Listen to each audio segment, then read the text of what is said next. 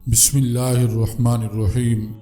شروع اللہ کریم کے بابرکت نام سے جو ظاہر اور چھپی ساری کائناتوں کا اکیلا خالق اور مالک ہے۔ حقوق، ذات، صفات اور صفات کے تقاضوں میں کوئی اس کا شریک نہیں اور نہ ہی وہ شرکت کو جائز رکھتا ہے۔ اور انگنت رحمتیں نازل ہوں آپ صلی اللہ علیہ وسلم کی ذات اقدس پر، جنہیں اللہ کریم نے سارے عالم کے لیے رحمت بنا کر بھیجا، اور آپ کی آل پر۔ ایک بزرگ حج کے سفر پر گئے ہوئے تھے۔ ایک جگہ سے گزر رہے ہیں کہ ان کے ہاتھ میں ایک تھیلا تھا، اس میں ان کی کچھ نقدی اور ضرورت کا سامان تھا۔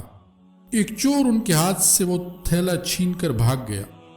وہ جب کافی دور گیا تو اچانک اس کی آنکھوں کی بینائی چلی گئی اور وہ اندھا ہو گیا۔ اس چور نے رونا شروع کر دیا۔ لوگوں نے پوچھا، بھائی کیا ہوا؟ کہنے لگا، میں نے ایک آدمی کا تھیلا چھینا ہے، لگتا ہے وہ کوئی نیک انسان ہے، اللہ کا مقرب بندہ ہے، میری آنکھوں کی بینائی زائل ہو گئی ہے، خدا کے لیے آپ مجھے اس کے پاس لے جائیں تاکہ میں اس سے معافی مانگ سکوں۔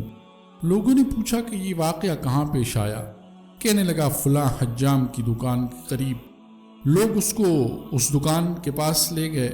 حجام سے پوچھا کہ اس طرح کا آدمی یہاں سے گزرا ہے، آپ اسے جانتے ہو؟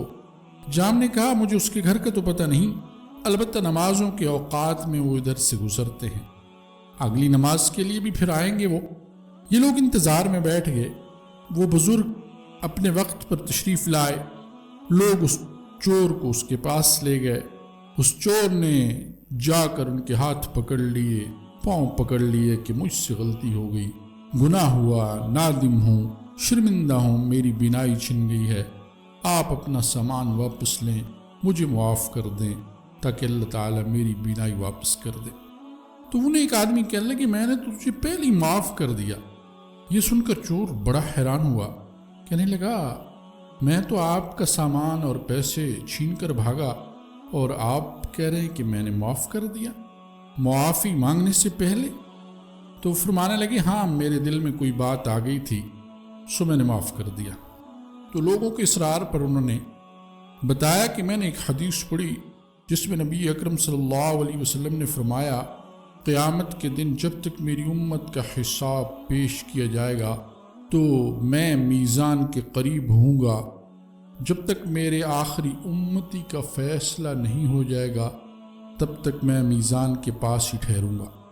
تو میرے دل میں یہ بات آئی کہ اگر میں نے اس چور کو معاف نہ کیا تو قیامت کے دن میرا اور اس چور کا مقدمہ پیش ہوگا، اور جتنی دیر اس مقدمے کے نمٹنے میں لگے گی آپ صلی اللہ علیہ وسلم کی جنت میں تشریف آوری مؤخر ہو جائے گی۔ سو اس خیال سے میں نے اسے معاف کر دیا کہ آپ صلی اللہ علیہ وسلم کو اگر میرے اور اس کے مقدمے کی وجہ سے کچھ تاخیر ہوتی ہے تو یہ تاخیر مجھے برداشت نہیں۔